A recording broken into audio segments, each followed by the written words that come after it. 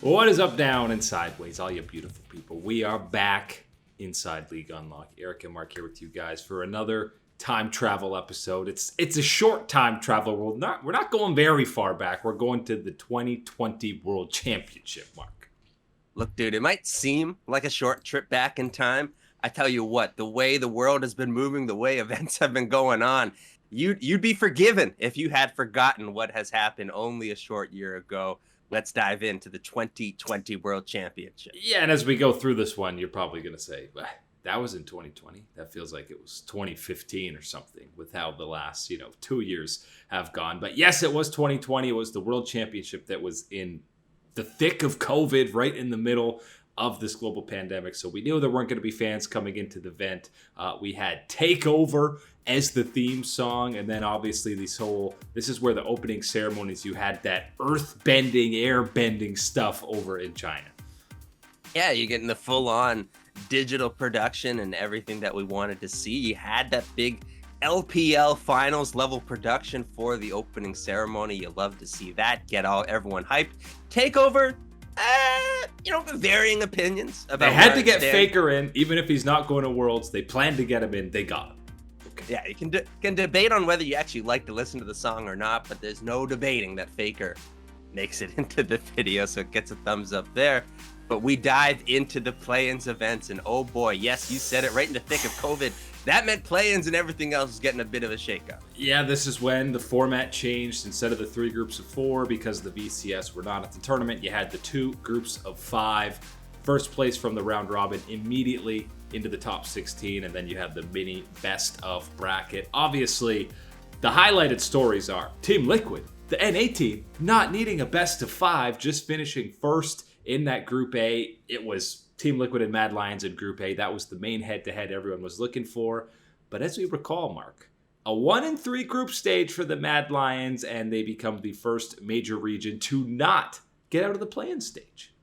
And it's a tough mix when you look back at it, obviously, to try and, block out this year's progress and things of that nature. But when you look back at it and you talk about where you were with the Mad Lions, these 4 rookies, humanoid, going to the World Championship, what they were going to learn, what they were going to experience, you still had those learning experiences, you still had those moments, but unfortunately, there were too many of them, right? Too many rough spots to have to learn from, have to bounce back from, that unfortunately the in-game performance was unable to carry over for. Yeah, the most important part was obviously seeing Armu dismantle them and then signing him to the squad the very next year. LGD also, you recall, struggled mightily in the play-in stage. They also went 1-3, had to do the full bracket run to get to the main stage, but of course, they went 6-0 in those knockout rounds to eventually qualify through. But that was a fun play-in stage, and that's a format that I hope Riot is sticking to, or kind of figuring out even when the VCS is back on that international stage. So we get to the big boys. We'll go group by group, and Group A was a fun one. Anytime you have G2 and an NA team, it's going to be a fun time. And this is Team Liquid going 3-3, classic NA fashion. You beat everybody and you lose to everybody. Dropping the game to Machi eSports was obviously the big no-no for them in this group. And we were so worried about that heading into the event, because we know Team Liquid. We knew their players. We know the role. We know the history of NA, and everything played into that with Team Liquid. Seeing the way that they played, they overperformed in taking down the favorites, the 2 favorites for the group. But they simply do not take care of business, just like every time with NA. Good enough to pull off the upsets against the LCK, the LPL, LEC, whatever you want. But bad also enough to lose to the wild card.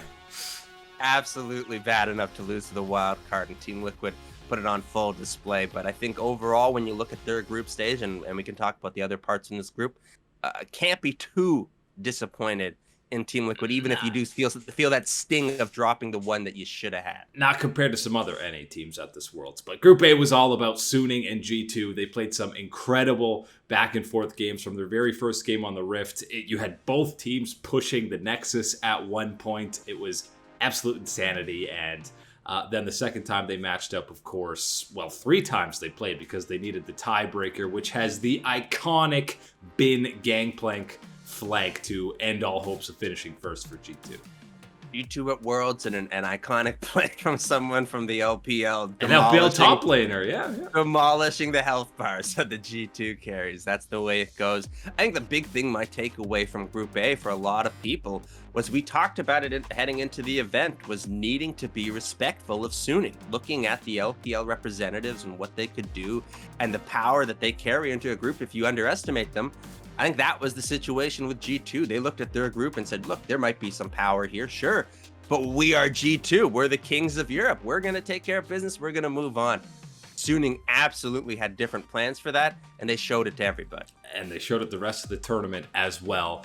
Group B action was the group of death. As soon as we saw Rogue get drawn in with JDG and Damwon, it was kind of a salute over to Rogue. We knew they had no chance. Obviously, this group was all about JDG and Damwon. They had the most exciting head-to-heads. Absolutely. You also had PSG Talon, who after this run at Worlds, you realized how legit they were internationally.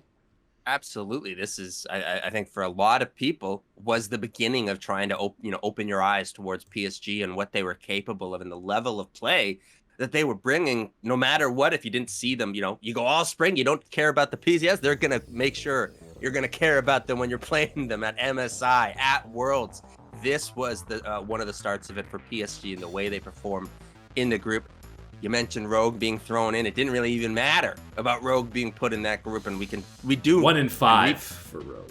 Yeah, there were some obvious struggles with Rogue, and I think still even anticipating there being struggles and being overmatched in this group, you have to look at their full team level performance and individual performances and be slightly disappointed in what they did. Not exactly the result, because I think the result, you got JDG, you got Damwon, a little unavoidable at that point. But still, when you look at the individual performances, and I think back to Rogue, left me wanting more. Absolutely, and obviously this prompted them to make a couple of roster changes with Finn leaving the squad, Otawamne coming over, as well as down in support. But expecting more, absolutely, from them, even though they were in that difficult group where JDG and Damwon put up some pretty solid performances. Then we get to Group C, which this was the group that, it wasn't the group of life, it was the group of opportunity. Because I think a lot of people's brackets, you could have had any two of these teams getting out. There could be arguments for it. And then you look at the standings afterwards, 5-1 Gen G, 4-2 Fnatic, 3-3 LGD. Yeah, that's a pretty close group. Oh wait, who was the Pool 1 seed in this group? The first ever Pool 1 seed to go 0-6. There they are. The boys always making history. There it is. TSM.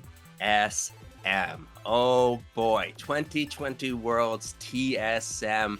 It's crazy when you look just at the World Championship, because you lose the perspective over the whole year of everything that happened in spring, the ups and downs, getting double lift back, all these things, and how the team performed throughout summer, needing that bounce back in the lower bracket to even get the losers run all the way, denying the C9 of the year, their chance for Worlds, everything else, showing up to Worlds, people putting some level of expectation on them to at least be competitive in this group. How could they not be? 2 thumbs down. And you know what? They were competitive in some of the games. It's just, little mental errors like trading Baron for the Nexus. I always mix that one up. Yeah, that one's pretty bad. Of course you can throw the 9-man Lily Asleep coming through from Spica. I think the one positive I think anyone can really look at from this 0-6 from TSM, and literally the only positive there could ever be from an 0-6, is that Spica performed at the international stage, the experience that he was gaining, of course, at this event. All of those things can play in to his growth as an individual player. But man, you look at this World Championship for TSM, and it is just disappointment after more disappointment. And it ended up, the rest of the group came down to Fnatic and Gen G for that first place spot. It was their final match of the group stage, which is always hype. It felt like Fnatic had all of the momentum, and then Gen G just puts in a calm, cool, and collected, dominant win to clinch that first spot. Absolutely shuts the door on that first spot from Gen G. They saw all the shenanigans, all the tomfoolery happening in the group. They said, no more. It's over, my man. Boring old Gen G. Gen G was boring, and they said, hey, nothing more boring for us than getting Ruler a big lead and letting them push it through for the other squad. whatever gets you to 5-1 and first seed heading into knockouts. Gen G absolutely taking that one to the bank. Finally, we get to Group D, which was the other NA squad in FlyQuest. And this was kind of the smaller group of death. I know you had the Unicorns of Love, so it's not really a group of death, but you had two absolute front runners to be finishing top 2 in DRX and top eSports. Yeah, and I think the thing that gets forgotten is even with FlyQuest, and yes, a group of death type of thing, the Unicorns of Love, but I think a lot of people, ourselves included, at times had the Unicorns of Love favored over FlyQuest, given where they were and some of the weaknesses that were on this roster at the time. But important to give credit, and give credit where credit is due, that this was the FlyQuest team, the only team in the group stage to take down top esports. And that's why, not disappointed in FlyQuest in the slightest. 3-3. They go 0-2 against DRX, but they get the wins against Unicorns that you would expect. And they played competitive matches against the top 2 squads. So absolutely, if you were a fan of NA in 2020, proud of what FlyQuest put up against them. The top esports versus DRX matchups, I think, lived up to the hype. A couple of them had very low kills, but they were fully genius macro movements around the map. We got Knight and Chovy head-to-head. I was not disappointed with those matchups. This was not watching Immortals versus Dignitas. This was absolutely a different level of skill on display, even if it wasn't as far as the fireworks go in the kill department. Still like what we saw in this group, and I think a lot of people getting to see Knight on the international stage, seeing what he could do, leaving a little bit disappointed, because at the same time, yes, he did provide some aspects that we had hyped him up for. You didn't get the full pop-off. You didn't get the unreal plays coming through from him, which we all know more than capable of. And yeah, I think that, you can kind of sum up top esports whole tournament run in that same kind of sentiment. But we go into the top 8 now, quarterfinals, and it's hard. Listen, you had top esports versus Fnatic is the one to talk about for me, because this was the classic. Fnatic goes up 2-0. Reckless and Hylissang are not only winning bot lane, they are dismantling Jackie Love, and then the reverse sweep comes in from TES. Too much from Karsa, Knight, 3-6, the whole crew. It was just way too much for them to take in. But Fnatic was looking so good. It's so unfortunate, because you look at those first 2 game performances and everything that Fnatic did. Those are all Fnatic. That's not about top esports not being prepared, not playing well enough. You can look at certain little things, sure.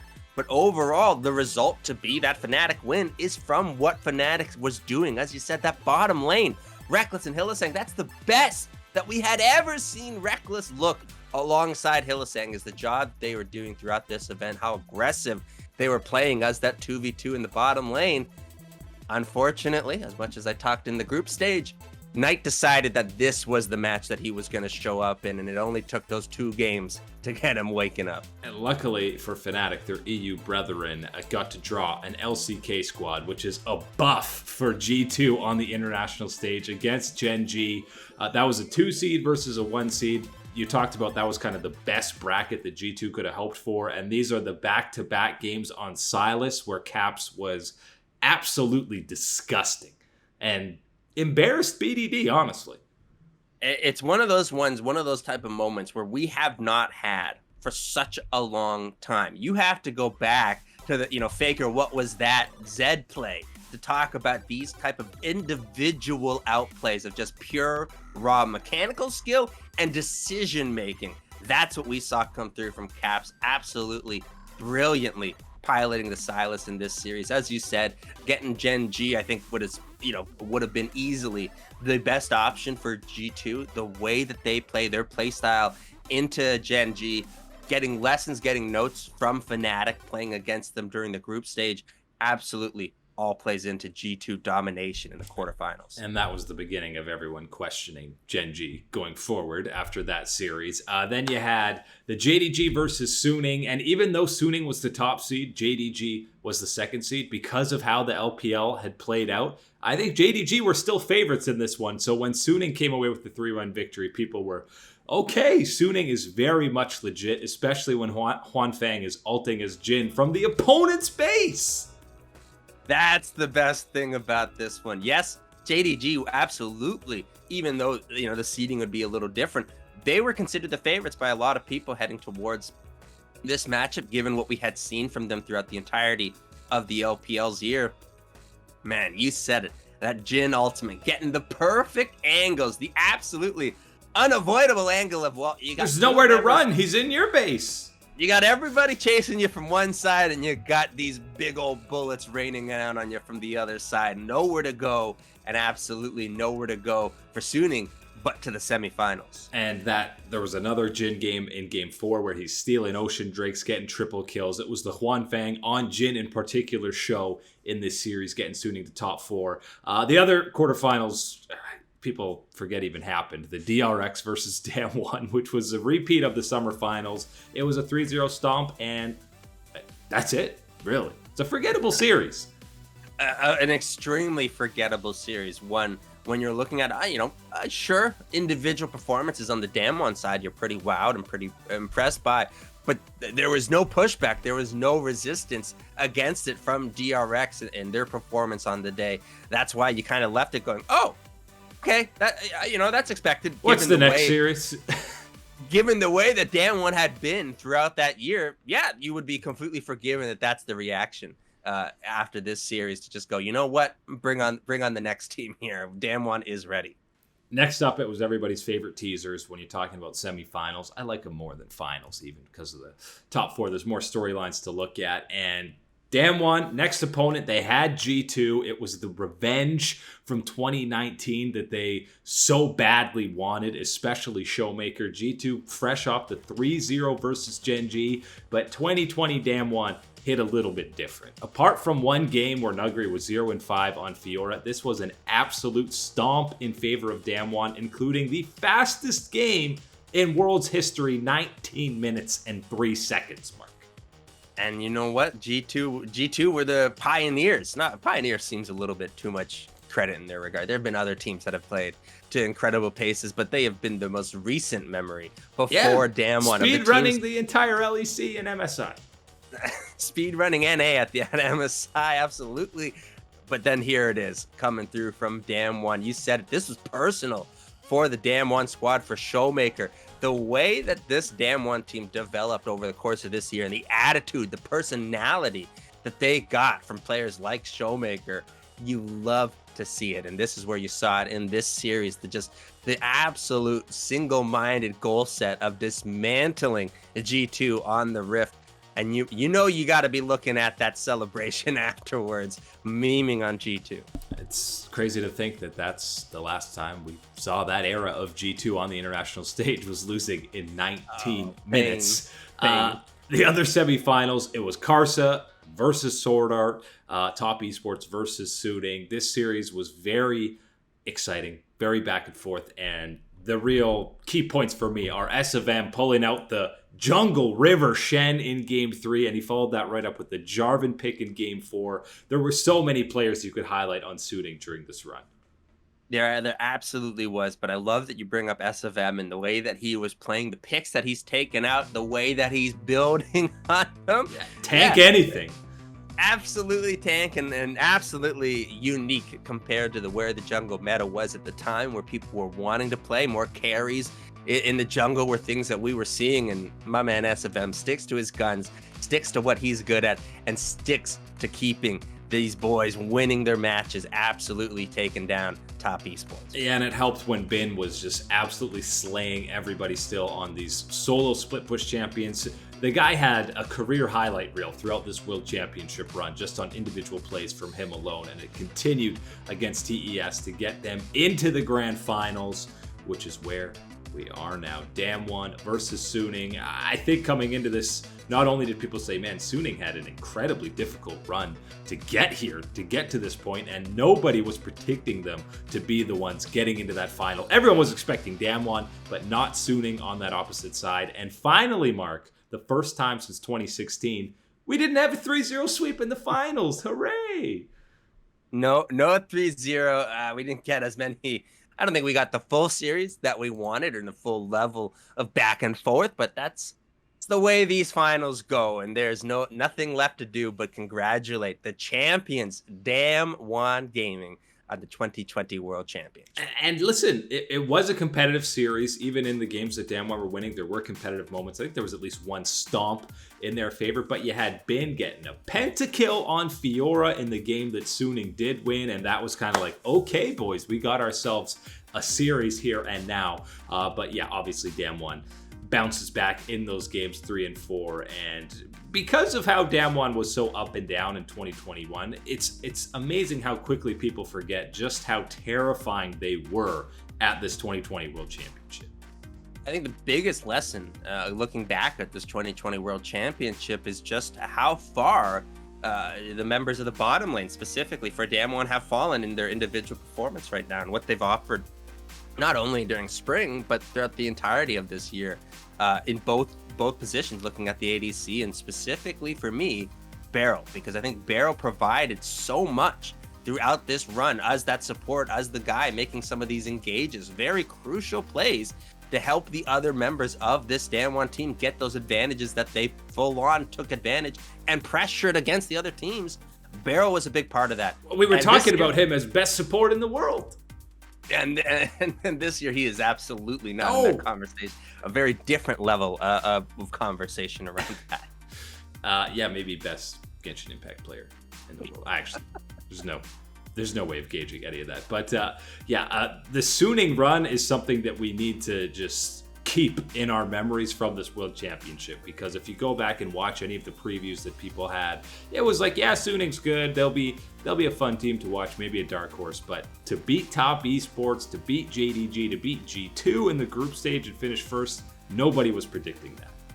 No, nobody was predicting that. I think we were, paying attention enough to notice that this was going to be something from Suning, in the sense of that don't sleep on them in the group stage. You can't be sleeping on this squad. And a comfortable second in Group A.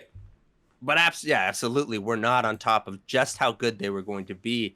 And then as you got to the quarterfinals, semifinals, still was not on top of just how good they would be in those series, and didn't really fully believe in them until the very end. And when you saw what you got from this lineup, S.of.M., Huanfeng, Sword Art, as you said, the contributions, Bin making those big plays, that's what it is from this Suning team that made them get to this finals. Yeah, I mean, Bin turned 18 at this tournament, and then even in the following year in the LPL, Suning doesn't have nearly the same impact, but he's still going to be one of the premier top laners in the LPL. This is only the very beginnings of his career. And for Sword Art, well, it got him about $6 million after that run. So success for him.